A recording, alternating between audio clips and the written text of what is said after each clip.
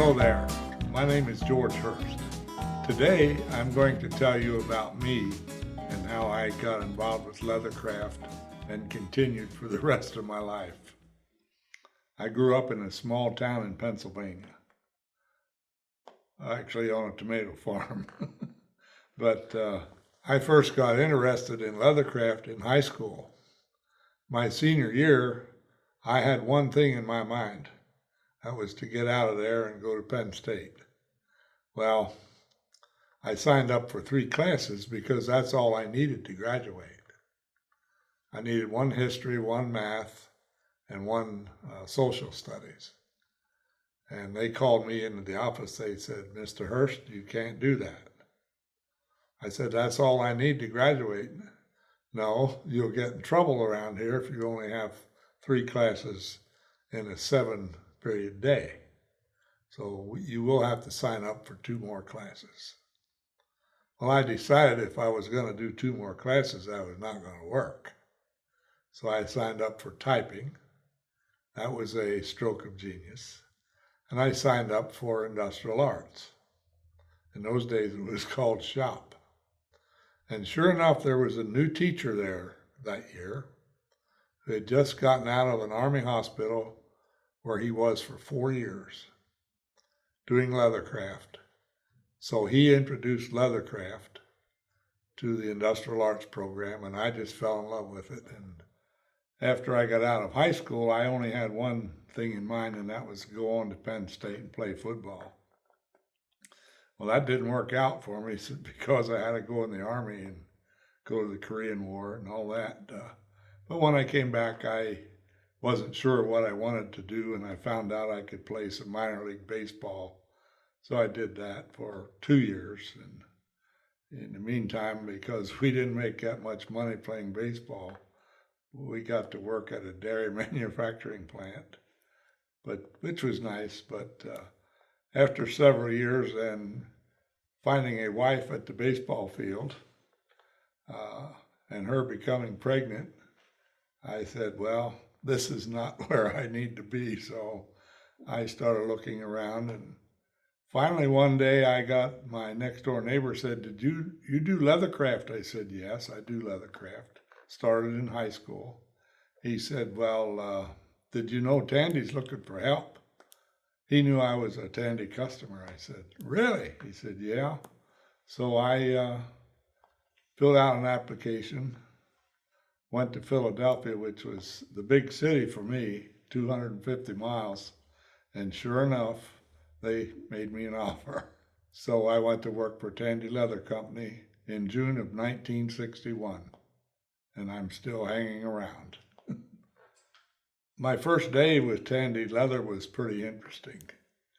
I was scheduled to go to Philadelphia to the store and become an assistant manager when the district manager that hired me called, and he said, "By the way, before you come down here, why don't you come down on Tuesday, because I got something for you to do up where you are on Monday."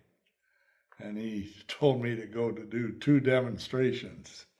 I had no idea what a demonstration was. But he said, "I hired you because you knew how to do leathercraft. Well, just go show them what you know how to do." And that was my first day. And I was assistant manager in Philadelphia for 20 months, actually. And one day the president came by and was asking me if I was ready to take over a large operation. And I said, "I want the biggest one I can get, Mr. West." And he said, "Well, I don't have anything in mind, but I'll get back to you." That was on a Friday. That was a Friday. Monday he called and said, "I want you to go to New York City and speak with Neil Romano." Well, Neil Romano was at that time the district manager in New York City. I went up there and he said, "Well, yeah, when can you start? We'd like you to take over the big store up here." At that time, we had 3 stores in Manhattan. I went back to Philadelphia, packed my bag, came on the bus the next day. It didn't take me long after being a manager in New York City was to learn that there was more to it than just sitting behind a counter waiting for somebody to come in with their money. We had to sell the business. And I found out that in New York City, it was a great place to do that. They did this in hospitals. Well, there's more hospitals in New York City than anywhere else. I also found out that the government had a lot of offices there, so I did a lot of visiting, peddling my wares, so to speak, and it really helped because I took that store from being in trouble to being a profitable store. And when the Philadelphia store came open 4.5 years later, I said, I'd like to go back to Philadelphia. So I went back to Philadelphia and did more of the same. I worked with schools, hospitals, camps, military, any place there was a group that had the ability to receive what I had, I would show up. I became pretty much top 10 store in Philadelphia, and many years in sales and profits, I would be either 1 or 2. And that's what I think propelled me up the ladder to become a regional manager, and then later on to come to Fort Worth and do marketing and advertising. And I learned it all right on the ground in the store system. When I first came to Fort Worth, it was pretty interesting. At the time, I was living in Massachusetts and was the regional manager for the northeastern part of the United States. I was in Buffalo, which was about an 8-hour drive from my home. And our president, Lloyd Redd, at the time called and said, we'd like to talk to you. Can you come down here? I said, yes, sir. He said, well, since you're in Buffalo, I guess you have your luggage, so why don't you just come on down? So left my car at the airport and flew to Fort Worth. Didn't get home for 6 weeks. When I got to Fort Worth, they told me they wanted me to take over merchandising. At that time, it was a separate job. Later on, I inherited advertising as well, but at that time, I really didn't know anything about a lot of that. I was a good store manager. I was a good leader, I guess, because I became a regional manager. But taking over an executive position, it scared the bejeebers out of me. Especially when I told Mr. Redd, there's a lot I don't know. He said, well, I didn't bring you down here to know everything. I brought you down here because I want you to be the leader of all this. So basically that's what happened. I walked in and became the leader of merchandising, did very well. And I wrote books. The first thing when I got here, they said, oh, by the way, we need a school program that we can present to the store managers in August. This was like Memorial Day. I said, really? They said, yeah, you know how to do it, so just go ahead and do it. Well, I didn't know what to do, but I went over to the advertising department and I said, how do you write a book? They said, well, we'll give you a girl, we'll give you a copywriter, and you can dictate to her and make a book. So that's how we made the first program for schools. And it worked very well, by the way. When I came to Fort Worth to be the director of marketing and merchandising for Tandy, one of the bonuses was I was the guy who was the liaison between the company and a guy named Al Stohlman. Now, I had idolized Al Stohlman, never talked to him or anything like that, but I sure had all his books, and I used his books in my store to teach people, and to me, he was the next thing to God. Well, now, all of a sudden, I'm, quote, his boss, unquote, and first time I went up to see him in Canada, I was nervous, really nervous. But it turned out he's just like anybody else. And we became quite friendly, and we produced a lot of things together, including these saddle making encyclopedia. That was quite a chore because I didn't always agree with Al, what he wanted to do, and he didn't always agree with what I would want to do. And I let him know that he was up there on that mountain in British Columbia, and I was down here on the streets fighting all these things every day. And but we ended up getting along really well, and we really produced a lot of stuff. I found out, or I got to know Al quite well pretty soon after I started with him, because we decided to do some saddle kits. And I'm not a saddle maker, but I thought, well, it's just a big leathercraft project. And that was the wrong thing to say to Al Stohlman. But anyway, I was having a problem sewing the wool onto the skirt of his saddle. So Al was kind of a loner. He had a telephone, but he only plugged it in 4 hours a week. And very few people had his number. But I did call him, and I said, Al, here's my problem. I'm trying to sew the wool onto the skirts. And he was an old cowboy, so he used some language I won't repeat here, but he said, you pay me all this money to write these books, and you don't read them.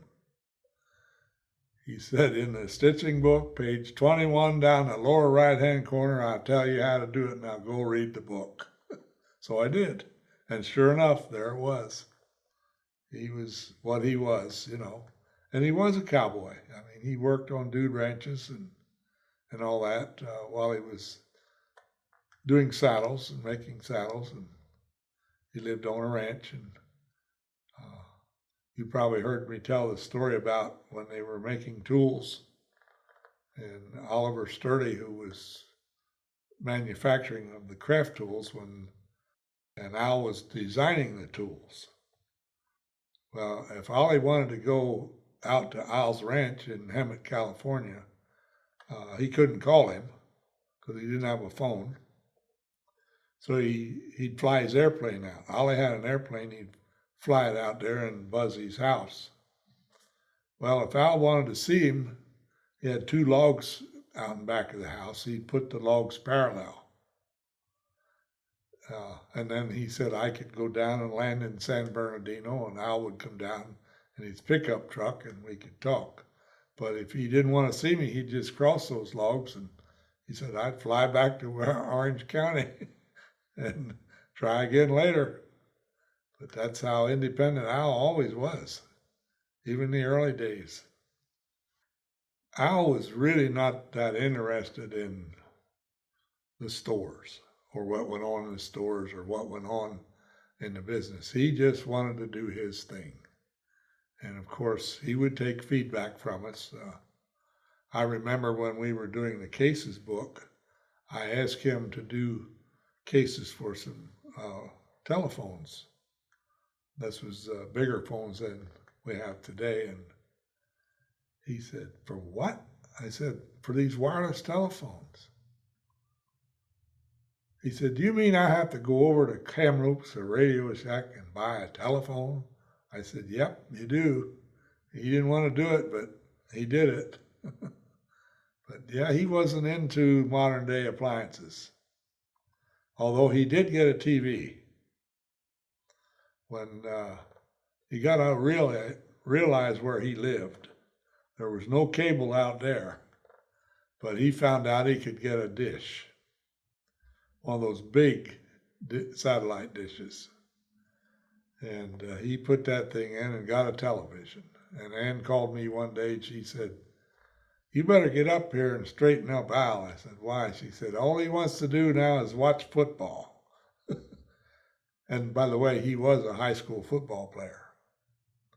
But he finally got over the novelty of that and went back to work. But that was a big deal for him to get a TV. Al Stohlman and Ann dressed the same every day, even though nobody ever came to see them. Maybe, rarely would they see anybody. I mean, the ranch had a gate that had a sign on it and said what would happen if you came in there. And they just never saw anybody, but yet they dressed the same every day. And I asked Ann about that one time. She said, well, Al's hard to fit. You can't buy clothes off the rack for him. So I just started making these clothes, so made one for both of us. And for some reason or other, they just loved to dress the same every day. We visited Al's place. I used to go up about once a year, sometimes twice a year, because we talk about the things we're working on. And one day he told me, he said, did you ever see my root cellar? Because Al and Ann, they didn't go to the store very much.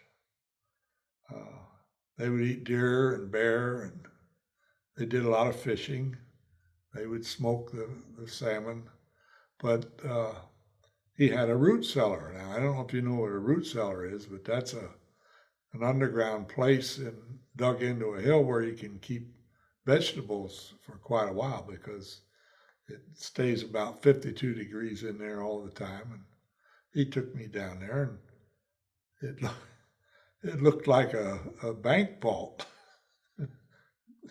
Big door, and had the dial on there and everything, and he's playing with it. And I didn't realize he was wanting me to look closely at it. When I looked at it, and here it was all made from leather and a coffee can and a snuff can lid.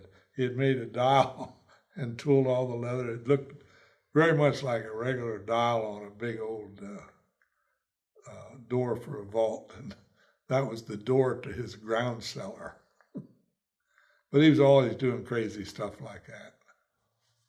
Since you've been around Tandy leather as long as I have, I've had the privilege of working with Charles Tandy some. Not directly ever, but in those days the company was a lot smaller, and he was very much at work every day, so you couldn't escape. But when I was in New York City, when I took over that store, there were 4 saddle kits. I said, in New York City, we're selling saddle kits?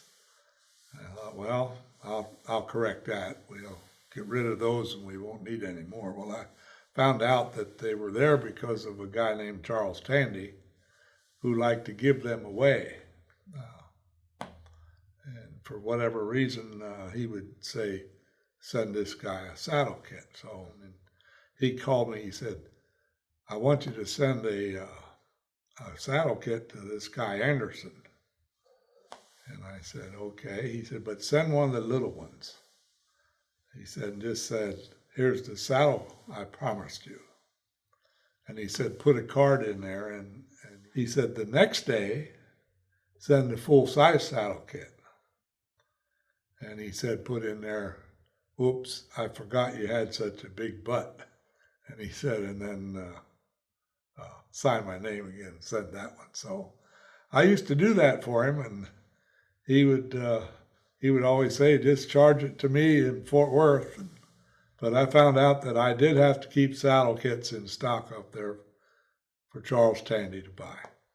When working here in Fort Worth in those days, you got to remember we were Tandy Corporation, and there were many companies, including Radio Shack. Charles Tandy, of course, was spending most of his time with Radio Shack, but that didn't mean he didn't know everything about you and what you were up to. Because if you'd see him in the cafeteria or something, if he asked you what your sales gain was last week, you better know, because I'll guarantee you, he already knew. And he would test you on a regular basis. And so he kept all of us on our toes every day. Another problem I had with my bosses, and at this time I was here in Fort Worth as the director of marketing and merchandising, was I wanted to get us into video. Now this was about 1985, and once again they said, here goes George, he's going to do something crazy. Well, I could never forget that teaching was probably the most important thing about marketing our business. And what better way than to do it with video? And who knew that the internet and all that was coming to make that the most important thing I think we do right now, is the teaching. And that will always be what drives our company, is teaching. That's why we sell the books, and that's why we have demonstrations in our stores, and that's why we have classes in our stores. It's all about the teaching. And that's the truth.